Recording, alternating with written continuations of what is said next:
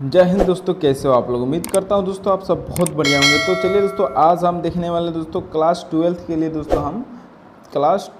दोस्तों हम फिजिक्स का दोस्तों एमसीक्यू इन हिंदी चैप्टर नंबर दोस्तों 9 नंबर किरण प्रकाश की एवं प्रकाश की यंत्र। ठीक है, तो इसका दोस्तों हम 20 प्रश्न देखेंगे दोस्तों, जो कि सभी के सभी प्रश्न हमारा मोस्ट वीवीआई प्रश्न होने वाला है। ठीक है, तो अभी तक दोस्तों आप हमारे चैनल को दोस्तों सब्सक्राइब नहीं किए दोस्तों, तो सब्सक्राइब कर लीजिएगा दोस्तों, ऐसे ही दोस्तों वीडियो देखने के लिए केवल ऑब्जेक्टिव का। ठीक है, तो चलिए दोस्तों पहला नंबर प्रश्न से शुरुआत करते हैं। तो देखिए दोस्तों, यहाँ पर हमको पहला नंबर प्रश्न में पूछ रहा है कि प्रकाश हवा से कांच में प्रवेश करती है, इसका तरंगदैर्घ्य क्या होता है। ठीक है, प्रकाश हवा से कांच में प्रवेश करती है दोस्तों, तो इसका तरंगदैर्घ्य क्या होता है दोस्तों। तो इसका जो सही जवाब हो जाएगा दोस्तों 12 का हमारा क्या हो जाएगा, ऑप्शन नंबर बी, इसका घटता है। ठीक है, इसका तरंगदैर्घ्य क्या होता है दोस्तों, तो घट जाता है। ठीक है, अब चलिए अगले नंबर प्रश्न की ओर बढ़ते हैं दोस्तों। तो देखिए दोस्तों, यहाँ पर हमको दूसरा नंबर प्रश्न में दोस्तों क्या पूछ रहा है, प्रश्न को देख लेते हैं हम। देखिए, किस रंग का तरंगदैर्घ्य सबसे कम होता है। ठीक है, किस रंग का दोस्तों तरंगदैर्घ्य सबसे कम होता है दोस्तों। तो इसका जो सही जवाब हो जाएगा दोस्तों क्या हो जाएगा, हमारा ऑप्शन नंबर दूसरा का डी हो जाएगा। ठीक है, क्या हो जाएगा दोस्तों, बैंगनी रंग का दोस्तों तरंगदैर्घ्य सबसे कम रहता है। ठीक है, अब चलिए दोस्तों अगले नंबर के प्रश्न की ओर बढ़ते हैं दोस्तों। देखिए अगला नंबर प्रश्न दोस्तों 3 नंबर प्रश्न में क्या पूछ रहा है। ठीक है, देखिए दोस्तों, प्रश्न है दोस्तों हमारा कि किस दर्पण में वस्तु का प्रतिबिंब हमेशा छोटा एवं आभासी दिखाई पड़ता है दोस्तों। तो इसका जो सही जवाब हो जाएगा दोस्तों हमारा क्या हो जाएगा, तीसरा का। तो इसका सही आंसर हो जाएगा दोस्तों हमारा ऑप्शन नंबर बी हो जाएगा। ठीक है, क्या हो जाएगा दोस्तों, उत्तल दर्पण में। ठीक है, किस दर्पण में दोस्तों वस्तु का प्रतिबिंब हमेशा छोटा एवं आभासी दिखाई देता है दोस्तों, तो उत्तल दर्पण में। ठीक है, ये दोस्तों हमारे बाइक का दोस्तों या गाड़ी के मिरर में, वाहनों में दोस्तों लगाया जाता है। ठीक है, चलिए दोस्तों अब अगले नंबर प्रश्न की ओर बढ़ते हैं। तो देखिए दोस्तों, यहाँ पर हमको 4 नंबर प्रश्न में क्या पूछ रहा है। ठीक है, प्रश्न है दोस्तों हमारा, एक गोलीय दर्पण को पानी में डुबा दिया जाता है, इसकी फोकस दूरी क्या होती है। ठीक है, एक गोलीय दर्पण को दोस्तों जब पानी में डुबा दिया जाता है तो इसकी फोकस दूरी क्या होती है दोस्तों। तो इसका जो सही जवाब हो जाएगा दोस्तों हमारा ऑप्शन नंबर सी हो जाएगा। ठीक है, अचर रहेगी। ठीक है, क्या होती है दोस्तों, अचर रहेगी दोस्तों। एक जब गोलीय दर्पण में दोस्तों पानी में डुबा दिया जाता है तो इसका फोकस दूरी अचर रहती है। ठीक है, अब चलिए दोस्तों अगले नंबर प्रश्न की ओर बढ़ते हैं। तो देखिए दोस्तों, यहाँ पर हमको 5वां नंबर प्रश्न में क्या पूछ रहा है। ठीक है, प्रश्न है दोस्तों हमारा कि प्रकाश तंतु संचार किस घटना पर आधारित है। प्रकाश तंतु संचार किस घटना पर आधारित है दोस्तों। तो इसका जो सही जवाब हो जाएगा दोस्तों 5वां का हमारा क्या हो जाएगा दोस्तों, ऑप्शन नंबर ए, संपूर्ण आंतरिक परिवर्तन पर आधारित है। ठीक है, प्रकाश तंतु संचार किस घटना पर आधारित है दोस्तों, तो संपूर्ण आंतरिक परिवर्तन पर आधारित है। ठीक है, चलिए अब अगले नंबर प्रश्न की ओर बढ़ते हैं। तो देखिए दोस्तों, यहाँ पर हमको 6 नंबर प्रश्न में क्या पूछ रहा है। ठीक है, प्रश्न है दोस्तों हमारा कि किस रंग का तरंगदैर्घ्य सबसे अधिक होता है। ठीक है, किस रंग का दोस्तों तरंगदैर्घ्य सबसे अधिक होता है। तो इसका जो सही जवाब हो जाएगा दोस्तों हमारा 6 का सही आंसर क्या हो जाएगा दोस्तों, तो ऑप्शन नंबर ए हो जाएगा। ठीक है, लाल रंग का दोस्तों तरंगदैर्घ्य सबसे अधिक होता है। ठीक है, अब चलिए अगले नंबर प्रश्न की ओर बढ़ते हैं दोस्तों। तो देखिए यहाँ पर हमको 7वां नंबर प्रश्न में क्या पूछ रहा है। ठीक है, 7वां नंबर प्रश्न है दोस्तों हमारा कि लेंस की शक्ति का मात्रक। ठीक है, लेंस की शक्ति का मात्रक क्या हो जाता है दोस्तों। तो सही आंसर हो जाएगा दोस्तों डायोप्टर। ठीक है, ऑप्शन नंबर सी दोस्तों यहाँ पर हमारा बिल्कुल सही जवाब हो जाएगा। चलिए अब अगले नंबर प्रश्न की ओर बढ़ते हैं। तो देखिए दोस्तों, हमको अब 8वां नंबर प्रश्न में क्या पूछ रहा है। ठीक है, प्रश्न है दोस्तों हमारा 8वां नंबर कि कांच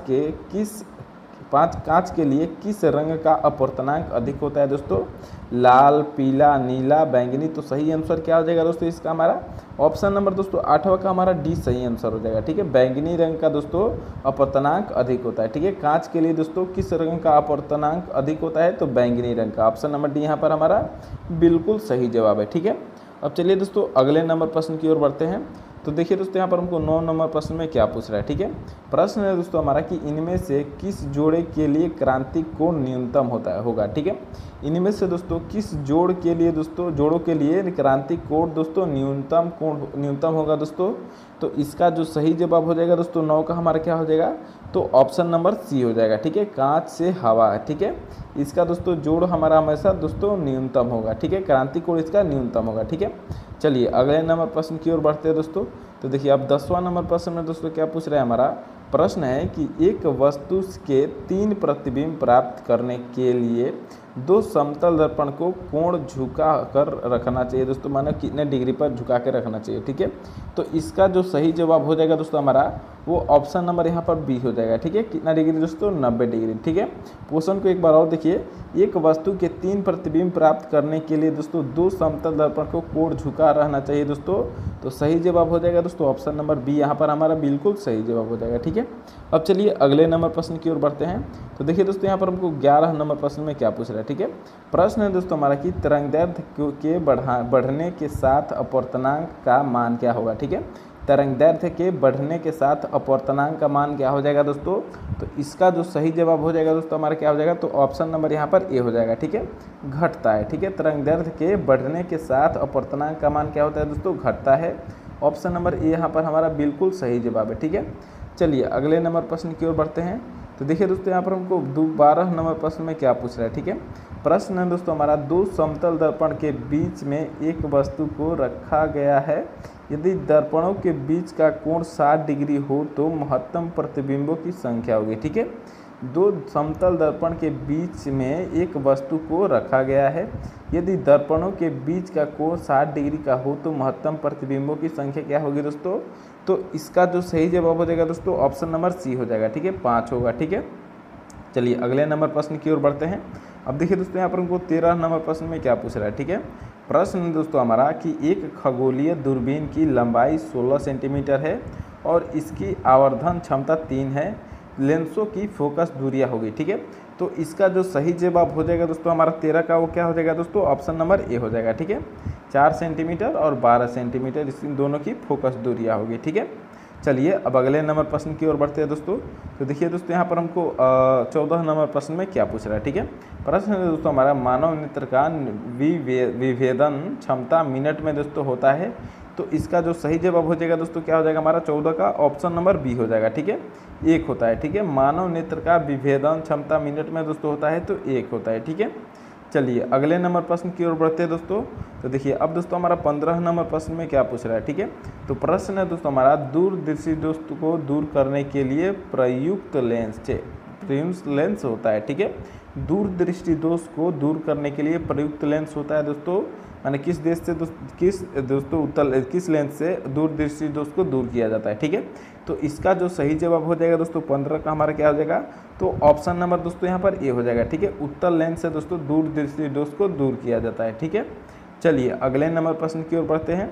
अब देखिए दोस्तों यहाँ पर हमको 16 नंबर प्रश्न में क्या पूछ रहा है, एक संयुक्त सूक्ष्मदर्शी के अभिदृश्य लेंस से बना प्रतिबिंब क्या होता है दोस्तों, तो इसका जो सही जवाब हो जाएगा दोस्तों 16 का हमारा ऑप्शन नंबर सी हो जाएगा, वास्तविक व बड़ा। ठीक है, क्या होता है दोस्तों, एक संयुक्त सूक्ष्मदर्शी के अभिदृश्य लेंस से बना प्रतिबिंब दोस्तों वास्तविक व बड़ा होता है। ठीक है, ऑप्शन नंबर सी यहाँ पर हमारा सही जवाब है। चलिए अगले नंबर प्रश्न की ओर बढ़ते हैं। तो देखिए दोस्तों यहाँ पर हमको 17 नंबर प्रश्न में क्या पूछ रहा है। ठीक है, तो प्रश्न है दोस्तों हमारा कि दो लेंस जिनकी क्षमता 15D तथा -15D तथा +5D है, तो संयुक्त करने पर संयोजन की फोकस दूरी होगी। ठीक है, तो इसका जो सही जवाब हो जाएगा दोस्तों क्या हो जाएगा हमारा, तो ऑप्शन नंबर ए हो जाएगा। ठीक है, क्या हो जाएगा दोस्तों -10 सेंटीमीटर हो जाएगा। ठीक है, चलिए अगले नंबर प्रश्न की ओर बढ़ते हैं दोस्तों। तो देखिए अब 18 नंबर प्रश्न में दोस्तों क्या पूछ रहा है कि 2 उत्तल लेंस जो एक दूसरे के संपर्क में है का समतुल्य लेंस होगा। ठीक है, जो दो यहाँ पर क्वेश्चन है कि 2 उत्तल लेंस जो एक दूसरे के संपर्क में है उनका दोस्तों समतुल्य लेंस क्या हो जाएगा। ठीक है, तो सही जवाब हो जाएगा दोस्तों हमारा क्या हो जाएगा, तो ऑप्शन नंबर ए हो जाएगा। ठीक है, क्या हो जाएगा दोस्तों, उत्तल लेंस हो जाएगा। चलिए अब अगले नंबर प्रश्न की ओर बढ़ते हैं दोस्तों। तो देखिए अब दोस्तों हमारा 19 नंबर प्रश्न में क्या पूछ रहा है, प्रश्न है दोस्तों हमारा प्रश्न में पूछ रहा है कि यदि समान फोकस दूरी के 2 अभिसारी लेंस एक दूसरे के संपर्क में रखे हो तब संयोग की फोकस दूरी होगी। ठीक है, तब दोस्तों संयोग की फोकस दूरी क्या हो जाएगी दोस्तों, तो इसका जो सही जवाब हो जाएगा दोस्तों 19 का हमारा ऑप्शन नंबर सी हो जाएगा। ठीक है, क्या हो जाएगा दोस्तों, F/2 होता है। ठीक है, चलिए अब अगले नंबर प्रश्न की ओर बढ़ते हैं दोस्तों। तो देखिए यहाँ पर दोस्तों 20 नंबर प्रश्न में क्या पूछ रहा है। ठीक है, प्रश्न है दोस्तों हमारा यदि किसी लेंस की फोकस दूरी 20 सेंटीमीटर हो तो इसकी क्षमता होगी। ठीक है, तो इसकी क्षमता दोस्तों क्या हो जाएगी, सही जवाब हो जाएगा दोस्तों ऑप्शन नंबर ए हो जाएगा। ठीक है, 5 डायोप्टर। ठीक है, क्वेश्चन देखिए एक बार और क्या पूछ रहा है कि यदि किसी लेंस की फोकस दूरी 20 सेंटीमीटर है, ठीक है, तो इसकी क्षमता क्या हो जाएगी। ठीक है, तो इसकी क्षमता दोस्तों 5 डायोप्टर होगी। दोस्तों ये न्यूमेरिकल का प्रश्न है दोस्तों, इसको एक फार्मूला से बन जाएगा। ठीक है, तो दोस्तों उम्मीद करता हूँ ये सभी के सभी प्रश्न आपको बिल्कुल अच्छे तरीके से समझ में आ गया होगा दोस्तों। तो अभी तक दोस्तों आप इस वीडियो को लाइक नहीं किए दोस्तों तो लाइक कर दीजिएगा दोस्तों, और चैनल को दोस्तों सब्सक्राइब करना मत भूलिएगा दोस्तों। बहुत बहुत धन्यवाद दोस्तों फुल वीडियो देखने के लिए।